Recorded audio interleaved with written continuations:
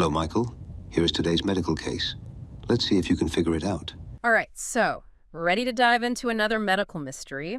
Today's case, well, it's really grabbed our attention. We're talking about a young woman, seemingly healthy, and then bam, things take a scary turn. Yeah, it's a tough one. This 28-year-old, full of life, goes on this ecotourism trip, to the Amazon rainforest in Brazil, comes back, and then within days, she's incredibly sick. It's like something you'd see in a movie, right?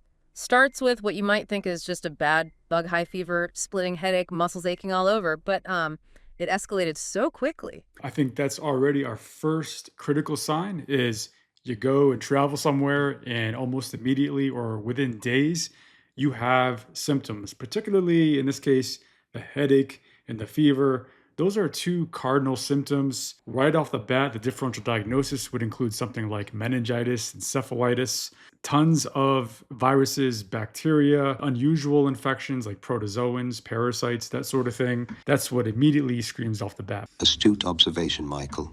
Do tell us more. 5 days after she's back, she's got jaundice. That's, the yellowing of the skin and eyes.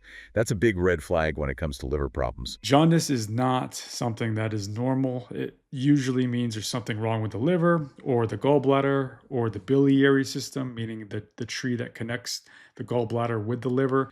And to make things even more complicated, she's got terrible abdominal pain, but no history of any serious medical conditions. She even specifically told doctors she doesn't drink alcohol, which is usually first thought with liver issues. The most common cause of liver issues is going to be alcohol, but alcohol is not the only thing that can cause liver deterioration. And in this clinical context, there's a lot of different things that are going on. And by the time she reaches the emergency room, it's clear this is way more than just a bad bug. I mean, picture this. She's disoriented, completely out of it, lethargic. And her vital signs are just alarming. High fever, blood pressure plummeting, heart racing, and she's struggling to breathe. And if those vital signs weren't enough, the physical exam, well, it painted a pretty frightening picture. In addition to the jaundice, her face was flushed, eyes were bloodshot, and she had all these little hemorrhages, these tiny red or purple spots all over her skin. Doctors call them petechiae and ecchymoses, and they often signal a problem with blood clotting. It's one thing after another. Like her liver was enlarged and tender, meaning it was bigger than it should be and painful to the touch. And then there's the bleeding gums. And to top it all off, she was vomiting this material that looked just like coffee grounds, which is a sign of bleeding somewhere in the upper digestive tract. Really paints a grim picture. Right, and the first round of lab tests, well, they just confirmed how serious this was. Her bilirubin levels, both total and direct, were through the roof. Bilirubin is something the liver processes, so those sky-high numbers meant her liver was really struggling to function properly. Yeah, those are levels that scream liver failure. And it wasn't just that. Her liver enzymes, ALT and AST, were also massively elevated. These enzymes leak into the bloodstream when the liver cells get damaged. So those results, they just added to the growing concern. And to add to that, there's the INR, which measures how long it takes for blood to clot. Hers was way longer than it should be, indicating a serious problem with her body's ability to stop bleeding. And this is important. Her troubles weren't limited to her liver. Her creatinine levels were up, which suggests her kidneys were also being affected. Plus, her sodium and blood glucose were both dangerously low. It's like her whole body was starting to shut down. And then there's the blood work. Her platelet count was extremely low, which we call thrombocytopenia. Platelets are essential for clotting. So this low count meant she was at a very high risk of bleeding even more. To add to that, her white blood cell count was also low, that's leukopenia, which can indicate a weakened immune system. And even her red blood cell count was down. So it's like everything was off. With that trip to the Amazon, you'd immediately think, oh, okay, it's got to be some kind of tropical disease, right? But here's the kicker. The initial tests for malaria, dengue, and Zika, they were all negative. Same for hepatitis B and C, which, they're common causes of liver problems. Those are negative too. It's a real head scratcher. I mean, think about it. She's got multiple organ systems failing, liver, kidneys, blood clotting, her blood counts are all over the place. And despite the Amazon trip pointing towards maybe an infection, all the usual suspects were ruled out right away. It's just baffling. Exactly. So we have this young woman, healthy just a few weeks ago, now battling a devastating illness. Her liver's in trouble, she's bleeding, and her other vital organs are showing signs of distress. And the tests, they're not giving us any clear answers. It's a real medical puzzle and a critical situation. It really makes you wonder, What could cause such a rapid and severe illness that affects so many different parts of the body and yet manages to dodge all those initial tests? It's like a stealthy attacker hiding in plain sight. It is. This is the kind of case that keeps doctors up at night, searching for that missing piece of the puzzle. And speaking of searching, we're actually hoping someone listening might be able to help. Dr. Mike Hansen, if you're out there, if you're tuning in today, we'd love to hear your thoughts. Yeah, Dr. Hansen, maybe this case will ring a bell for you.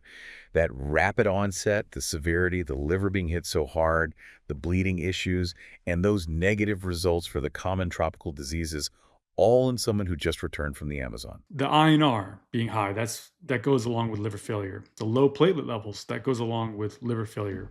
The jaundice goes along with liver failure. Liver patients will often have is something called hepatorenal syndrome, where the kidneys start shutting down as a result of the liver failing. Because we're talking about going to some other part of the globe and the patient comes down with a fever, we're thinking most likely this is infection right off the bat, right? So what infection can lead to liver failure and kidneys starting to shut down? The one that immediately comes to mind, leptospirosis, which is a type of spirochete bacteria that gets into the bloodstream, and it can cause all of this that we're describing. So that would be at the very, very top of my differential. Is it possible she just so happened to take a bunch of Tylenol? When you take too much Tylenol, it can actually cause liver failure, just like this. But when you time it with the travel plus the fever that was her initial symptom, that to me screams infection rather than someone taking Tylenol. And we have no history of her taking excess Tylenol. So I think that being the case would be less likely. At the very, very top of my differential would be infection, particularly leptospirosis. But I want to see if ADH, my medical AI, let's see if it can figure this out. And if it can do it, let's see how quickly it solves the case. I'm going to copy and paste all the details of this medical case that were just presented. And let's put that in here. So all the details are right here. And let's see if it can figure this out. 1.7 seconds later. Most likely diagnosis according to ADH is... What do you, who is watching this video, think the most likely diagnosis is? A. Tylenol overdose. B. Leptospirosis. C. Alcohol-induced liver failure. D. Yellow fever. Put your answer in the comments below. Severe yellow fever. Yellow fever is caused by the yellow fever virus, which is in the same family of viruses as dengue, Zika, and West Nile virus. Here is all the rationale. So basically just reciting the case here. It says most likely diagnosis severe yellow fever. Clinical reasoning. The recent travel to the Amazon rainforest in Brazil, it's a known endemic area for yellow fever. They talked about the initial infection phase with the fever and the headache, plus the myalgias, the muscle aches. Then there was a brief remission. It might not have been apparent in this case, but it's typical to have a brief remission in yellow fever.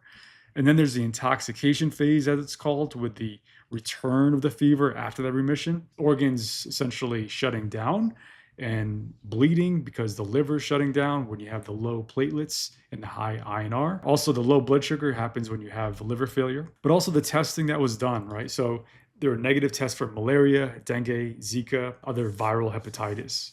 And they're saying that the severity of liver dysfunction in this case is characteristic of yellow fever. Differential diagnosis, leptospirosis, right there, severe malaria, despite the negative blood smear. Other viral hemorrhagic fevers are in the differential like Ebola, Marburg. Based on the geography, that's less likely. Severe dengue, despite the negative rapid tests, could be considered as a false negative, as false negatives do occur. Acute viral hepatitis like hepatitis A, hepatitis E, saying would not typically present with such severe systemic symptoms and hemorrhagic manifestations. So how does this compare to, let's go with ChatGPT. And I'm going to use the best model, the smartest model, if you will, the O1 Pro model of ChatGPT, because we want to compare, we want to know the very best models, how they're going to perform in comparison. So let's go ahead and give this a try.